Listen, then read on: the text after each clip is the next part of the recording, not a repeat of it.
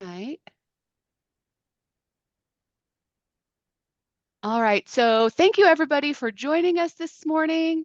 It's a beautiful Thursday, and we appreciate you taking time to sit at your computer for a little while and learn and share with us. Uh, this is a Zoom meeting. If you have questions, there is a chat box. Feel free to just shoot me a question about any technical problems or anything you have like logistical wise. And then throughout the conversation today, you can also put in the chat to everyone questions for the speakers, and we'll kind of gather those and ask those throughout the meeting and at the end. So if you would like to take a moment to introduce yourself in the chat, just let us know who you are, what organization you're with, or what your environmental justice concerns are, and maybe just something fun like your favorite fall drink. What do you like to drink? Mine is apple cider. I just love how warm and tart it is. But so if you want to do that, that would be fantastic. So we can all get to know each other. This again, the webinar is being recorded, so you'll probably got a little message. You just have to hit OK on there, so we can post this and use it later. And continue the education and outreach that for today. You will receive an email with the slides and the recording and any important links we talk about today about a week after this meeting is over. Our agenda for today is we're going to do some quick introductions. We're going to then talk about approaches to coalition building. We're going to look at some case studies and then talk about building powerful partnerships. And then we'll do that Q&A at the end. Uh, this is a coalition building 101, kind of the basics overview course. We could take semesters and years and uh, learning about coalition building. It's an important part of all of our work that we do. Today, we just hope to provide a high-level overview that you can use in the context of your own environmental justice concerns and projects that you have going on. This is a starting place also to get in touch with the Heartland Environmental Justice Center so we can help connect with you and be a resource to help you get things going successfully on the projects that you work on. Our featured speakers today are Sarah Dehart Faltico and Beth Gutzler. And just a couple of fun, they'll tell you about where they work and the projects that the things that they do professionally, but I just want you to get to know them a little bit. So I asked them some fun questions and I learned a little bit about them, and I'm going to share that with you. Sarah's favorite Halloween costume, she did a group Halloween costume in 2020 with her family. They went as Seinfeld. It was the most 90s costume idea I've ever heard. So she and her family went as the Seinfeld cast. Her husband has some crazy hair, so he was, of course, Kramer. The baby was George Costanza, which I find fantastic. And she was Elaine because that wonderful curly hair she has. And then her daughter was Jerry Seinfeld, I'm sure, with the high-waisted pants and everything. So, and Beth's best Halloween costume was actually, oh, hold on, I'm so sorry. I was neglecting my admitting people from the waiting room. Beth's best Halloween or favorite Halloween costume was when she was little. Her mom made her a Rainbow Bright costume, which makes my little 80s heart very jealous. It was about 1986, and she went to the mall. Again, the most 80s thing you could do. She went to the mall and won the costume contest. And so that was her first public speaking experience and public outreach. So that set the stage for where she's at now, was Rainbow Bright. So 80s cartoons are very important. Professional development, I think, is what we've all learned here. So just a little bit about our speakers, a little bit about the Heartland Environmental Justice Center. We call it the HEJC. Its mission and purpose is to serve communities experiencing environmental injustice across Kansas, Nebraska, Iowa, Missouri, and our adjoining tribal nations. What does that mean exactly? Well, it means we work with a really wide variety of partners to serve the communities, the neighborhood organizations, the nonprofit groups. And we do a range of services. We want to be helpful building capacity so that you can take on those environmental justice challenges and do that great work in your communities. And we want to help, maybe it's helping you put together grants so you can get funding to do the work. Maybe it's providing some training like this to help your volunteers, your board members, your staff um, move forward in the projects that you're working on. Maybe it's helping, we have a lot of things we want to do. Maybe it's figuring out a project plan and really honing our ideas. We can provide some connections to technical expertise in whatever environmental area that you're working on, and then also connect you and coalition build so that you don't feel alone and you can connect to other organizations doing this great work to just amplify what's happening.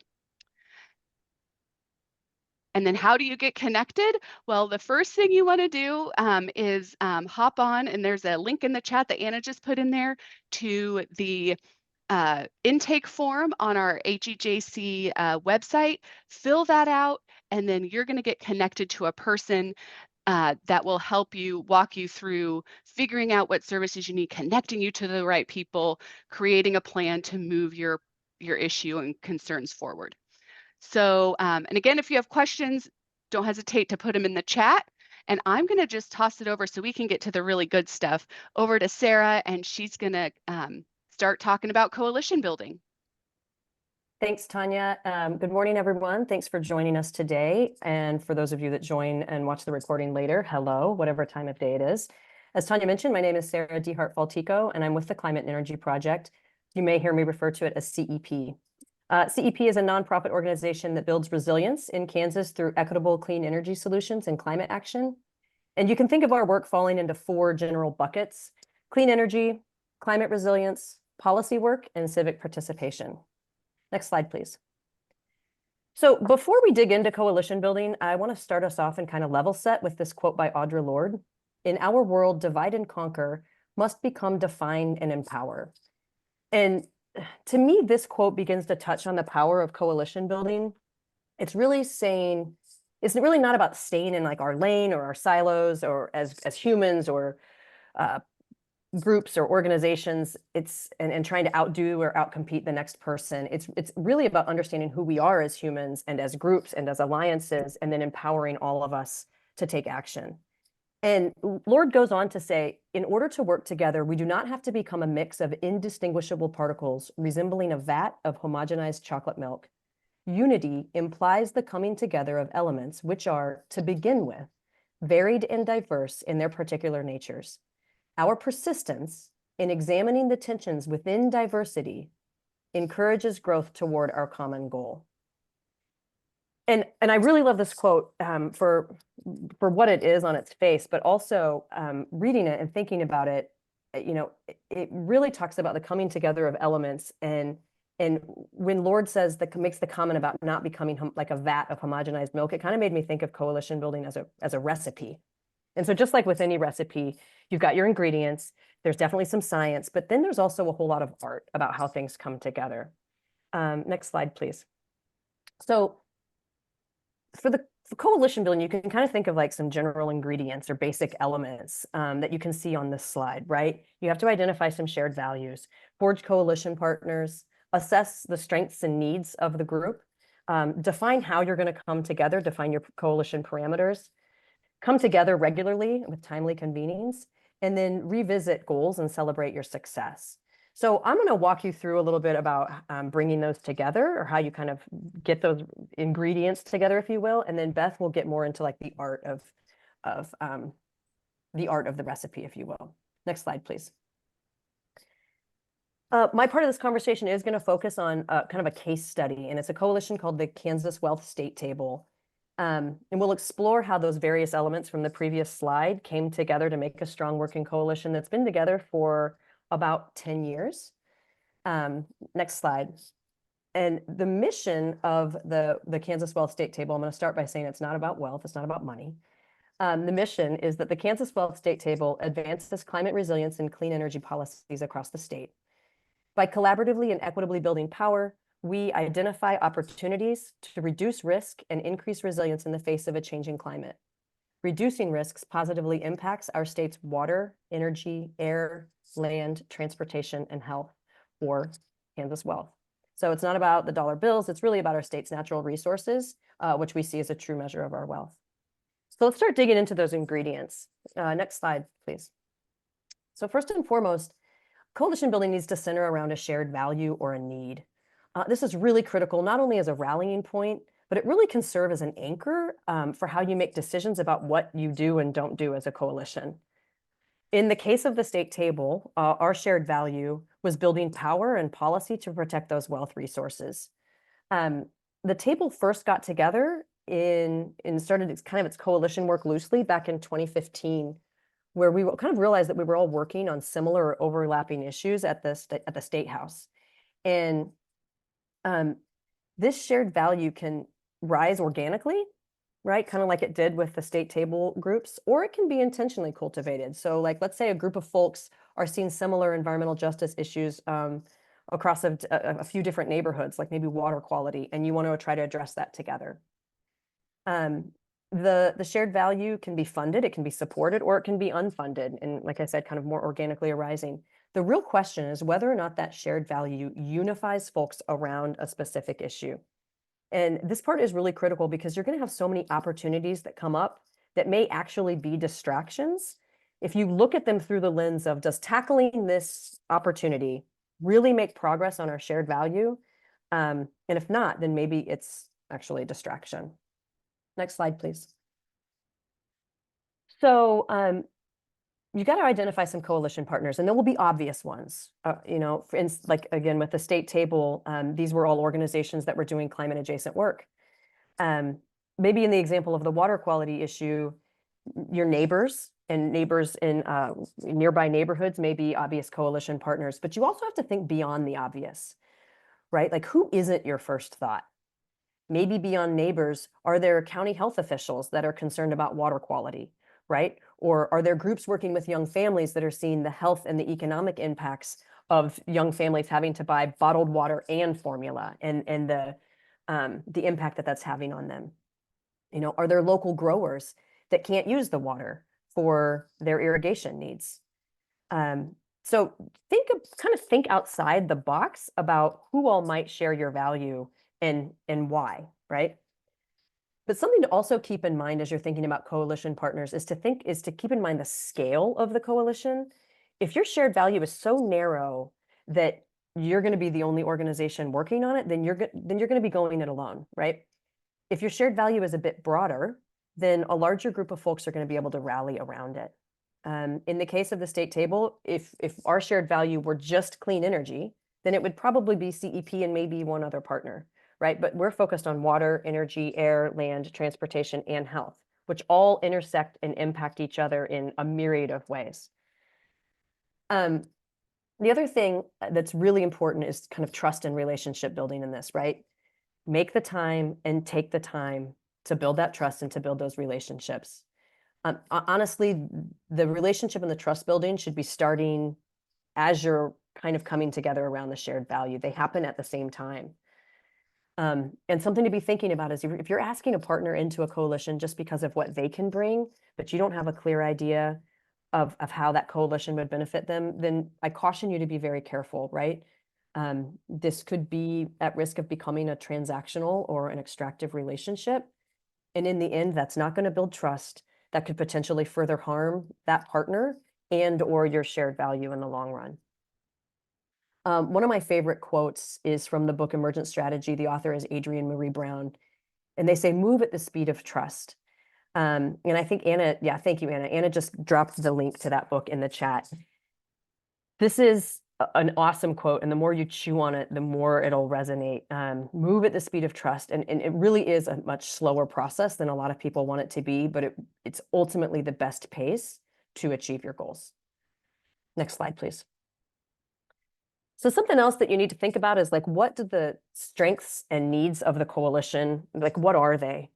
And maybe you're talking about skill sets, maybe you're talking about time, maybe you're talking about connections like networks and other resources, or just even ideas that individual members and organizations have.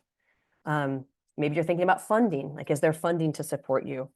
And you got to really think through, like, are there gaps in any of this that you might want to consider? And be honest and realistic about this assessment and what you can and can't do with your current resources, right? Spoiler alert, like, there are going to be gaps. So you will have to be realistic about what you can do with what you have. But you can also, in that same time, even if there's not funding, for example, you can look for examples of other groups doing something similar, maybe in a different area or region. And maybe they can help you with ideas or best practices, or even sharing like what not to do, right? You can also think about, are there networks or funders that support this specific kind of work? In the case of the state table, we didn't have any funding to support this work back in 2015, but we were doing it anyway. And then a few years into the coalition work, in about 2017, CEP joined a regional network called REAMP, which is a network of organizations working to decarbonize the Midwest by 2050. So getting all of the greenhouse gas emissions out of the Midwest by 2050.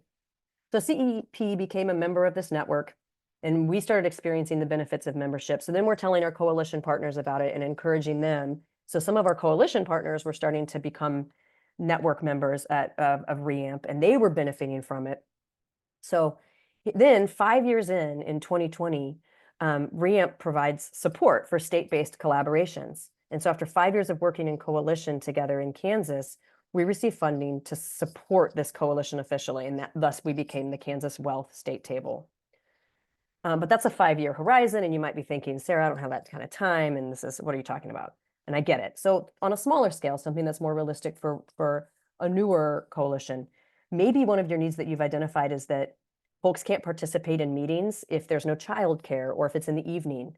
So is there an area church that has a daycare room or a daycare facility on site that could be the site of your meetings, right? So folks have a safe place for their children during the meeting. Or is there a restaurant that could donate some food for a meal to feed the folks on those evening meetings? So just kind of getting creative and thinking about what you have. Next slide, please.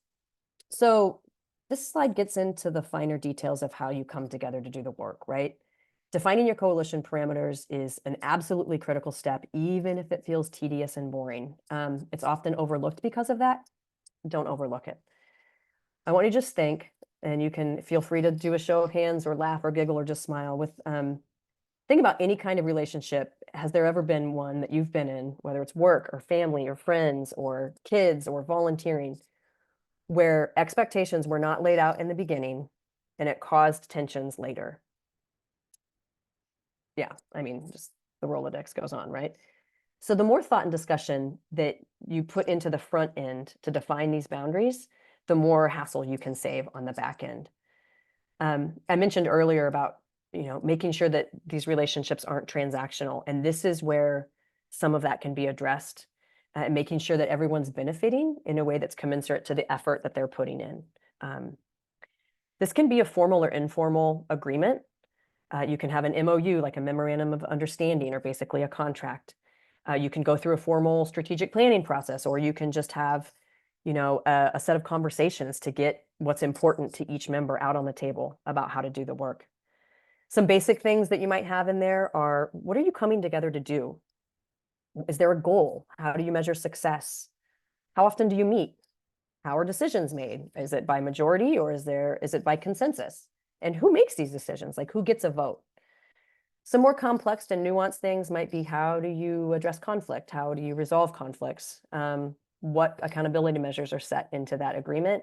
And how are you committing to equitable practices and coming back and revisiting your progress and your commitment to those practices? It's really critical to give space for every single voice during these conversations. And the facilitator needs to be intentional about that. Make time to specifically call out what's not being said, what hasn't been discussed, who hasn't had their concern voiced. And then you work through each issue and you identify how you'll resolve that issue and hold each other accountable. And if you walk away with one thing today from what I'm saying, walk away with this. As you iterate through this process of how you come together and what you're agreeing on to do, write it all down. Even if it's not an 8-page document that everyone has to sign, right? Even if it's just a paragraph or two with the most important points, get it written down so that you have something to anchor back to and refer back to. we're going to drop in the chat the 17 principles of environmental justice. You can also use that as a lens along with your shared value to look at these conversations and whether or not how you're coming together can uphold those principles. And that's a kind of a good guiding light. For the Kansas Wealth State Table, just for example, we spent months working through this part of the work, and we did finally create a document that we all agreed to sign. New coalition partners sign it.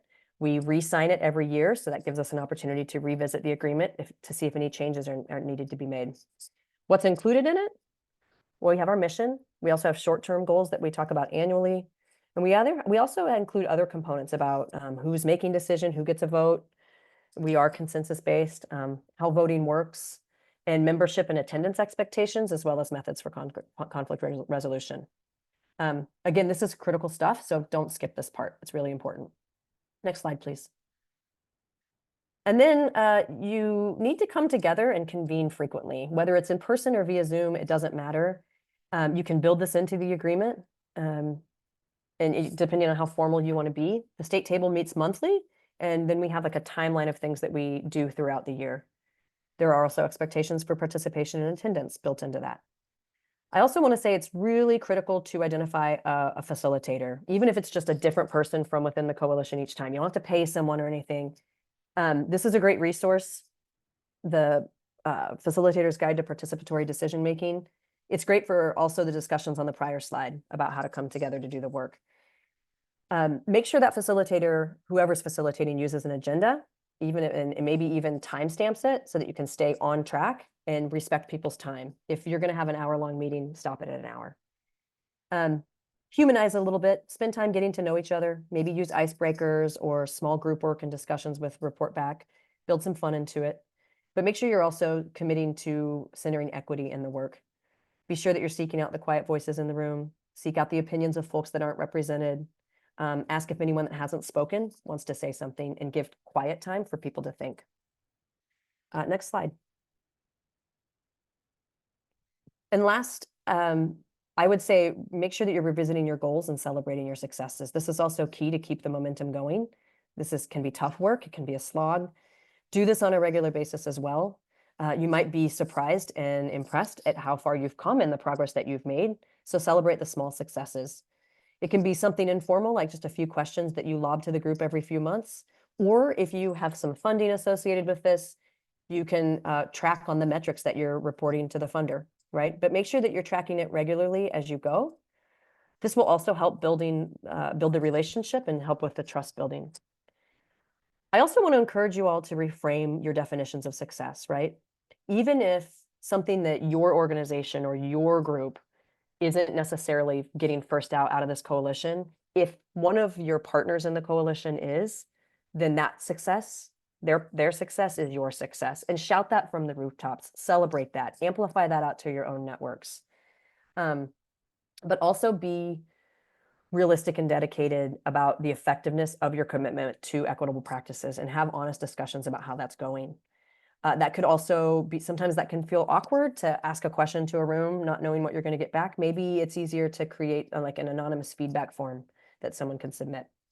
So I'm going to stop there, but those are the basic elements or ingredients to building a coalition. And I'll close that by saying, there's a million different ways to tackle this challenge, and Beth will get into some of the kind of the art of it with some of her examples next. But there's a Swahili saying that's umoja ni nguvu, and it sums it up best, and that translates as unity is strength. So thank you. And with that, I will pass the mic over to Beth. In the meantime, if you have any questions, please feel free to drop them in the chat and we'll get to them at the end. Beth, it's all yours. Thank you, Sarah.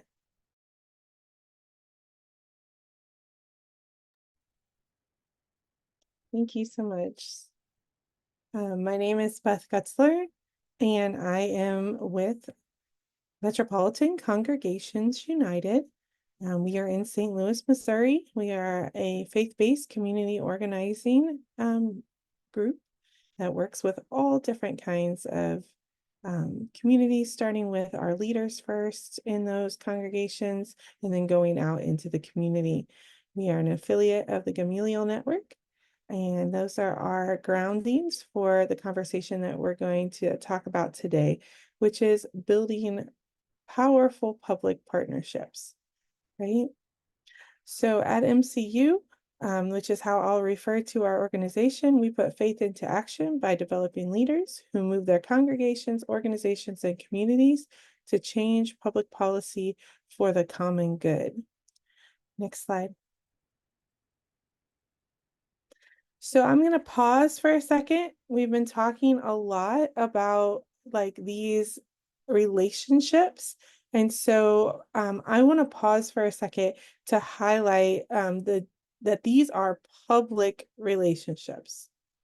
So what makes these coalitions public and not private, right? When we are in public relationships as a representative of our orgs or building, like Sarah was saying, our own coalitions locally, we want to have the ability to make changes and decisions. So if we are, as a group, going to have the ability to do that, we have to be clear about the boundaries and different aspects that are part of a public relationship, right? This is different than a private relationship where you might be friends before you start this work, right? So again, we've talked about a variety of things already, but I'm pulling back for just a second to talk about MOUs are written down because they are not backroom deals. Right? These are not decisions on hiring, who's going to be, part of the grant proposal over an after hours Thursday night when we all clock out, right? These are public relationships, and those are the ones that are going to be able to set up partners that have shared power where everybody is respected in the group, everybody is treated fairly, and all of the people in this coalition will be able to make changes and decisions as they need to, because you set this type of public relationship up. Next slide. So I'll share a little bit about my journey into public life when I started with Metropolitan Congregations United. So in my environmental justice work, one of the first groups or projects that I got to work on was around air quality and putting up air monitors. And as this group was forming, it was from a grant.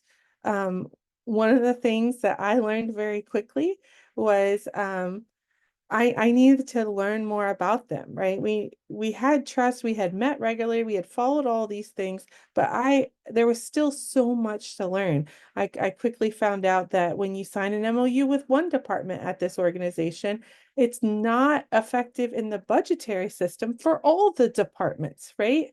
So I had that opportunity missed to make sure that the MOU was signed at the correct time with each department within an org so that the budgets wouldn't get complicated and things wouldn't get complicated.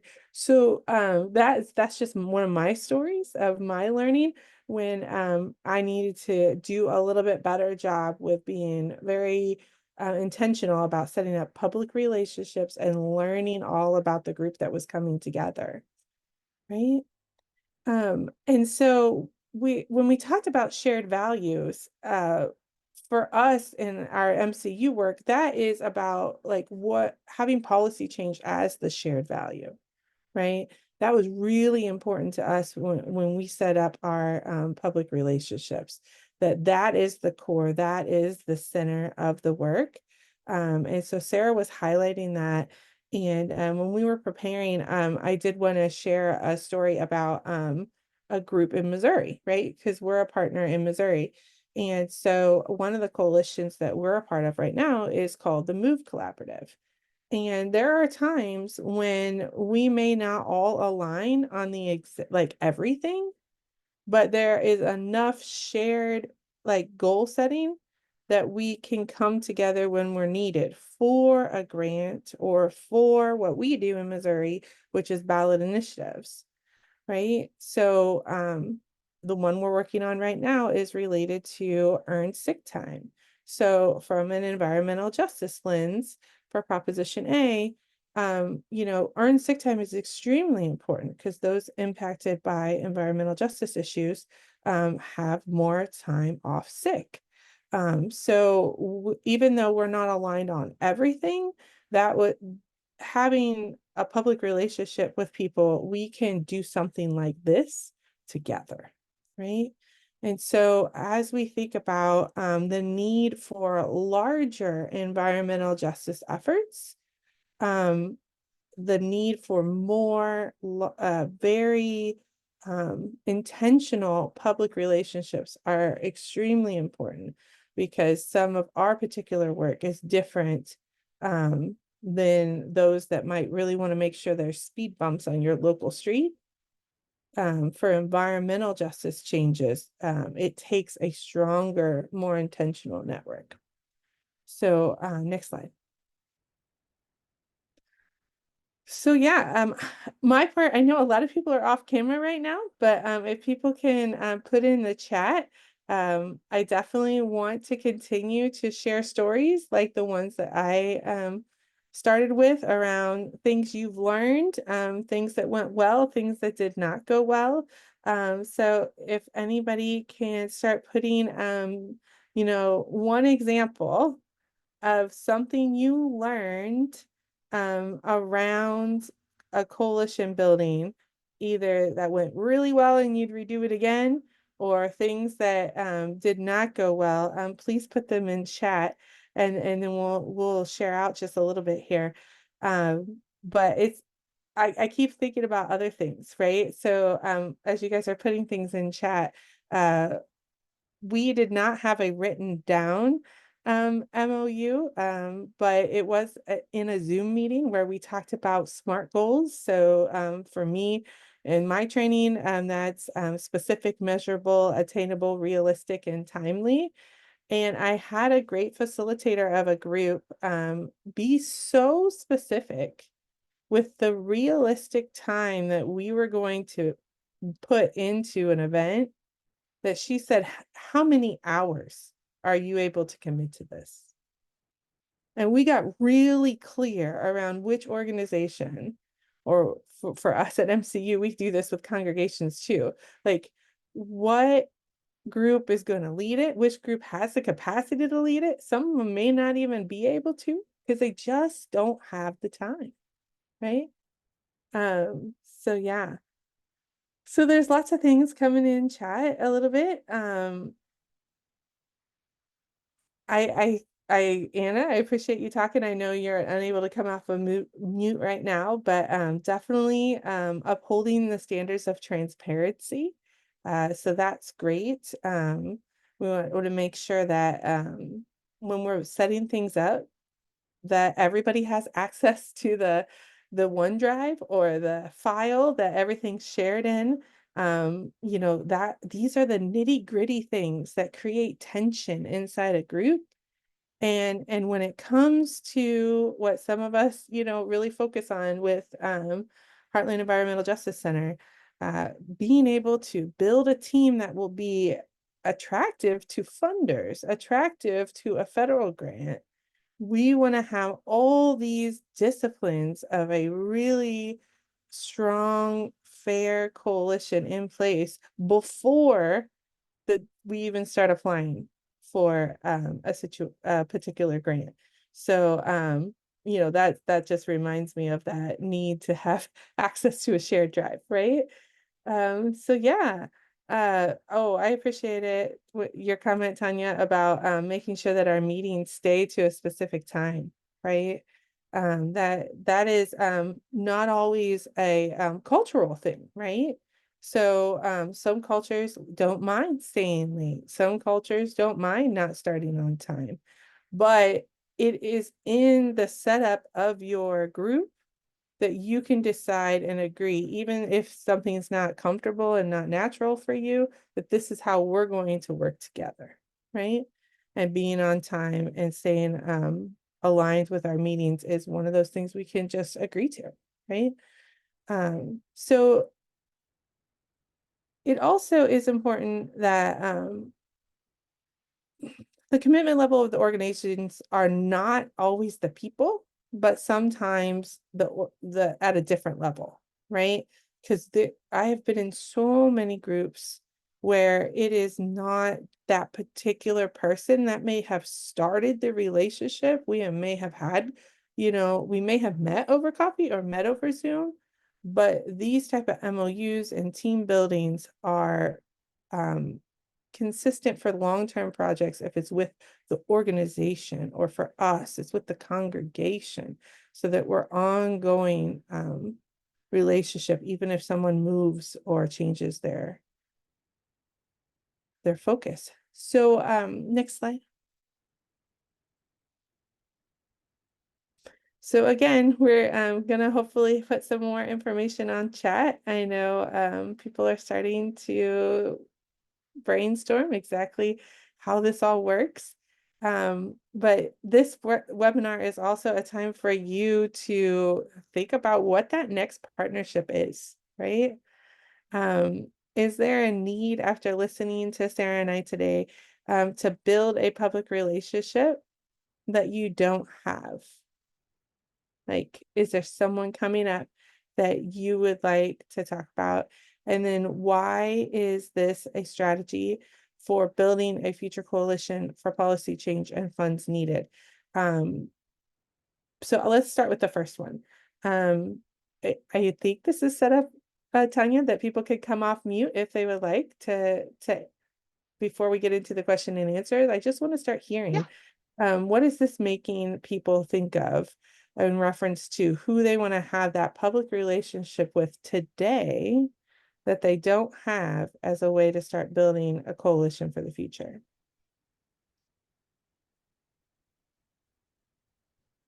Anybody can jump in.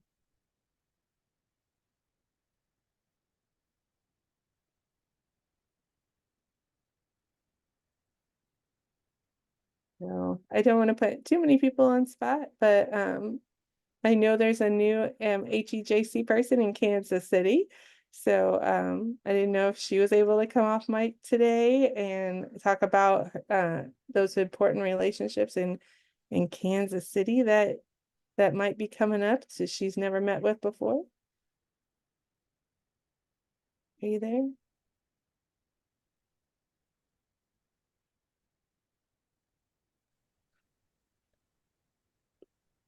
Okay, maybe I know people weren't She's expecting. coming. I see her. She's working on it. She Okay. came off mute. Hi, Magali. Hi, how are you? Sorry, I'm like trying to turn on the mic and everything. But yes, I'm new to KC. Um, sorry, not to KC. I'm sick. I can't Oh, even process right now. Um, yeah, we have this like important trip tomorrow, but yeah, it's important to build like many relationships and like you said, to build that robustness in the sense of where can we collaborate and see what different types of needs there are. In my previous role at Heartland Conservation Alliance, that's what we were about building many partnerships, especially like on various levels, whether it was local, grassroots, state, and federal partners. And having that background of just getting to know each other so that we could see where we were missing, whether it was like gaps in needing funding, or if one didn't fit, then we can point them out to that fund funding opportunity. But yeah, I don't know, what else would you like to know, Beth? Oh, no, I appreciate it. Yeah, I just wanted to hear out, because that I think you're in a position that some of those that may watch this webinar are going to be in, where you're in a new role, some of people might be in a new city, they might be wanting to do something they never thought done before. And so, it's really important to be intentional about thinking of who's in our group. So I appreciate you coming off mute. What Yeah, thank you. So yeah, a lot about that is like I know we said a lot, but meeting people where they're at. So seeking various places, whether it's churches or whether it's like gyms, community gyms that they go to and doing something there. Yeah, great. All right, thank you. Next slide. So again, I want to close my section by just going back to emphasizing things you may not have thought of, right? Things you, when you're setting a relationship up, especially for grant writing, where is there a need for diversity? Is there a need for a different geographical region to be represented? It might be really important to be organizing the people that are going to be actually able to get this done at the same time that you're organizing the money. And so it might be important for you to even do things together. Like, do you go on a tour of the community you're going to be working on together? Do you, come to a training together and start to build relationships before you even say, okay, we are really all have the same shared values and we're ready to go into this partnership long term for a grant together. And like I talked about before, there are powers in numbers, right? How many times have I, had to ask for a letter of support with only 3-4 weeks before a grant was due? And I can get that letter of support for someone or a church or a congregation, an organization that I had the relationship with before the deadline. And it's not a very stressful situation. We're all ready to go. So I think that's my last slide. If not, we could go to the next one. And I think we're ready. Yeah, so it's question time. So if anybody has any questions, feel free to pop them in the chat or simply just come off mute and ask. You've got two expert coalition builders, and I think we've got some folks that are experts also in the room with some great experience. And so please share a story, ask a question, start a conversation. Let's see. Let's all. Hi, I'm not sure if you'll be able to hear me. Is my sound okay? Yes, we can hear you. Okay. I wanted to see if we could crowdsource potentially some ideas for funding coalition building. I think it's a really hard thing to find funding for, but it can be necessary for creating that equity in the group. Curious how, Sarah mentioned they found funding. Where can people look? How do you start that search? Yeah, I want to share a couple of ideas I have around that because the REAMP network that I mentioned is doing really incredible work across the Midwest and the Upper Midwest, and they do have like Iowa is a REAMP state and Nebraska is a REAMP state, and so there are and Nebraska I think is like a recently added REAMP state, which means it's eligible for state-based collaboration funding. So if you're in Iowa or you're in Nebraska, then there is probably funding through REAMP, and it's not, again, not to be extractive, right? It's not just about being able to get funding. They have an incredible, it is a network of members that are all doing work that pertains to decarbonizing the Midwest. And so they are interested in environmental justice. They're interested in social justice issues. They are interested in clean energy. They're interested in water quality. I mean, so they're interested in ag and food system issues. Those are some of their strategic priorities. And so getting aligned and working with them, they offer a ton of resources, maybe around leadership development, systems thinking training, and things like that that can help kind of train your brain to open it up and see the situation more holistically, which can only provide more opportunities for networking and funding and all of that. So I would recommend, especially if you're in some of those, any state really, to start looking at the REAMP network is one. But there's also like often community foundations or health foundations will be interested in funding this kind of work. They might be interested in funding this kind of work because more and more people are going to start to understand. In some circles, people absolutely understand that environmental justice issues are health issues, right? We are talking about the social determinants of health here. And those connections are going to continue to be made more and more deeply for health foundations and funders that fund health initiatives. There's also community foundations that sometimes are an aggregator, if you will, of various family foundations. And some of those family foundations may have earmarked funds specifically for environmental issues or environmental justice issues. And so you could maybe reach out to your local community foundation to see if there are any funds that are available for that. Those are just 3 off the top of my head, but I would love to hear some other ideas as well.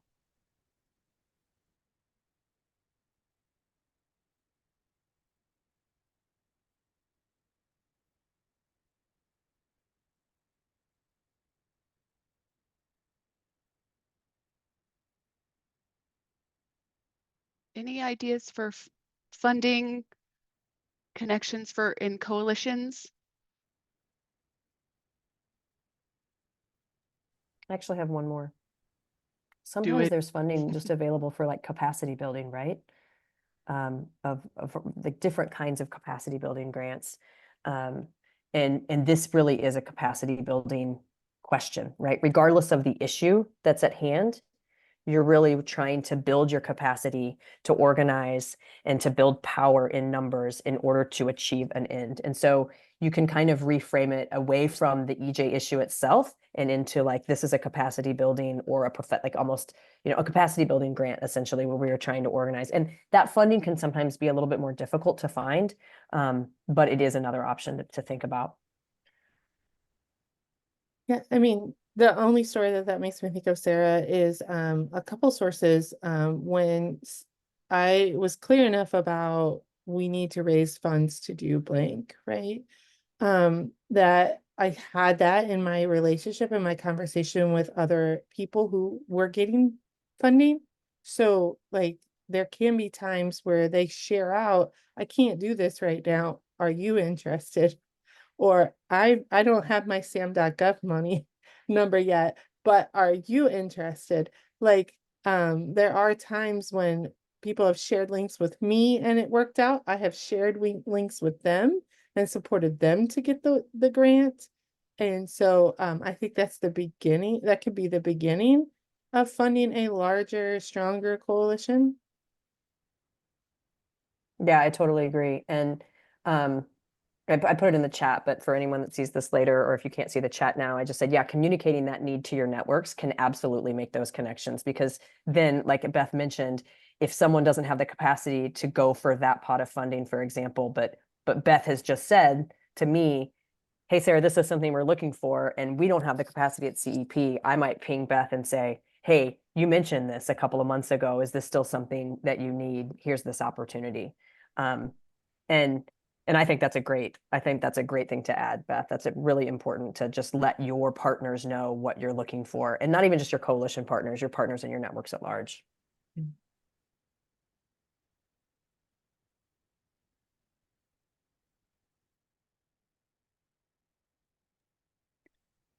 Just an FYI, here in St. Louis, we have a lot of religious congregations, women's religious congregations, and many, probably the large percentage of them have care for creation and environmental justice as a priority. So they may have some seed money at least for a coalition. Yeah, I think that's a great thing to point out, Dolores. Thank you. We see that in Kansas as well with Kansas Interfaith Action, or KIFA. They also have some of their strategic priorities are creation care, or one of their strategic priorities is creation care. So there's funding for congregations doing that work. Shoot, something else came to mind, but it left just as quickly. Maybe it'll come back. I'm going to just switch the slide, but we can keep the questions rolling. But this is, so we've started the civic engagement conversation through this series. But what's next? What do you need next is the question. So any topics or ideas for what the next trainings or things that you would really enjoy learning some more about, hearing from experts, hearing from people that have, you know, done this work or are doing this work and finding challenges and overcoming them. Just put your ideas in the chat there for what potential other trainings that we could, or topics that we could incorporate in trainings would be helpful for you. But we're going to keep the questions rolling. Anybody have a question?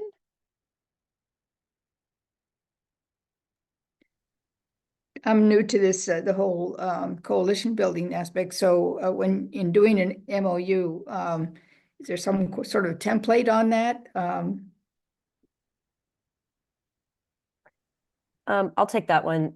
There are probably templates that you can find online. But I would say if it just kind of depends on the needs of the coalition, I'd be happy to share what we have just to get a start, but I will caution you that it is pretty granular and pretty formalized. So I wouldn't want someone to see it and get overwhelmed by it, but it does give you a lot of different things to be thinking through. And I'm happy to share that with Anna and Tanya so that they can send it out with the resources if that would be helpful. Beth, do you have anything that you would want to add to that? No, I think that it's important for the right people to read it too. So for example, if there's any kind of funding related, understanding each organization that's part of the MOU and knowing who has the authority to actually move that money around, who has the authority in that particular organization to renegotiate, to cancel, right? If the wrong person of a organizational structure is on the agreement, then that you may run into problems later. So like for us in our organization, anything related to funds is our executive director. So even though I administrate and work on things, he is always the one who signs our MOUs. So that's just a tidbit.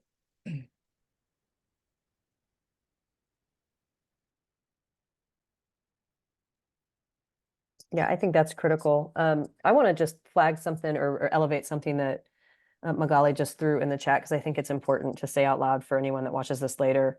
And Magali wrote, for our mental health and for the sake of this work, it is vital that we remember that immediate gratification for this work is unrealistic and that we must hold on to a long-term vision when it comes to environmental justice work. And I think that that is sage wisdom. So thank you for sharing that. And B put a question in the chat. They're working with their Board of Public Utilities to be sensitive to the needs of their lower income customers and looking at environmental justice issues. So any ideas for motivating a larger organization like a Board of Public Utilities to listen to a coalition? So I'll start that one. So this is difficult. I don't even know if I have a story of when I've made that happen, but my hope sits in the Justice 40 language. So multiple times I go into spaces and no one is aware of the presidential initiative of Justice 40.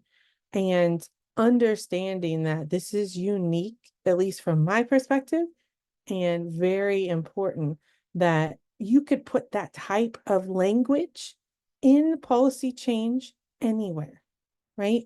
You could put that and advocate for 40% of something to go towards the impacted people first, right? And so when I think about, because we have a lot of rate hearings coming up in our area as well right now, when I think about utilities, I think about how could a policy change around 40% of blank, like the board or the advisory, be low impacted people, so that they always have a voice on the decisions that are being made, could change the way we function, even at that level, right? So I just, again, highlight that as we all get out to vote and think about any governmental position that we might be voting for. Is this somebody who would even say yes to a policy that would set up a system that puts those voices in the room? That's pretty exciting stuff to think about in our future. Yeah, I think that's a great point, Beth. And I appreciate you elevating that. Something else that, another strategy, including that language for sure, but are there any champion, like board members on that board? Are there any people that sit on that board specifically that you can research them a little bit more and understand where they may lay, and see if you can have a conversation with one of them or any of them, and as they're and try to understand where each individual person that sits on that comprises that board, where they may stand on the issue, because it might not be that you can just kind of impact an entire board of public utilities from the outset, but you might have to start working on cultivating specific relationships with some of those specific members that may be concerned and have those concerns and share those concerns with you. Again, that's identifying that shared value. So see if there's anyone on that board that shares that value with you, and then go from there. And they might be a great addition to whatever coalition you have doing the work, having one of those, the sensitive ear that serves on the board. Just have them join your team or the coalition to, even if they're not 100% aligned, if they just have an interest in listening, I think that's a great place to start. Well, not to mention, in theory, they were, like, as Beth mentioned, elected or, put into the board specifically to serve the public. So yeah, there's that. Tanya, it sounds like we do have one idea for future civic engagement. Who do we talk to and how do we talk to them? Yep, there we go. Yeah, it's a great one. That's, again, could be a whole semester.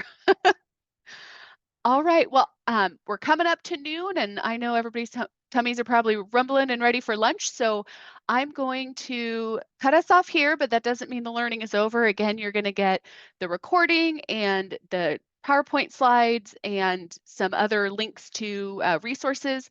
And then again, we've got some ideas for some next steps and some next training opportunities, and HEJC is always here for any support that you need, so don't hesitate to reach out. Again, I just want to thank you for all of your time and have a wonderful afternoon. Thanks, everyone. Thank you so much, Sarah and Beth. I was going to stay